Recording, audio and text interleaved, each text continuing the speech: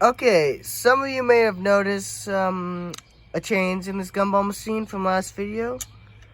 That video was like a few weeks ago, maybe a month. But I decided to get rid of it, get rid of the previous plants in it, and start again. And so far, they've been growing faster than before.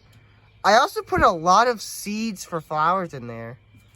The ferns for this thing has just grown out of control. This has barely been keeping on. This barely has been holding on, but done way better than its brother. But the two most recent things I just did is yesterday I made this test tube.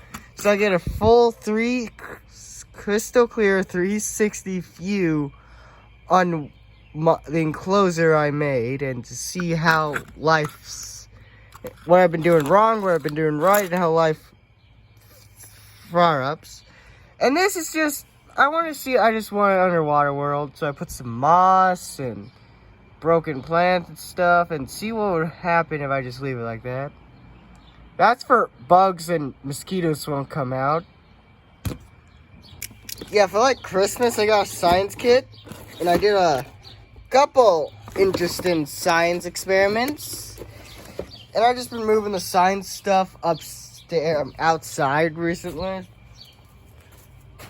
But this is the product of several of my experiments, this horror movie evil science junk. This is a combined product of multiple of my experiments and stuff, and mixing all the chemicals in that thing together over time with a lot of water. Oh, and the top stuff is just moss I thought to put in there to see how it reacts, and surprisingly it's just been keeping itself alive. That's right. This is filled with so many chemicals, elements, and stuff I don't even know about.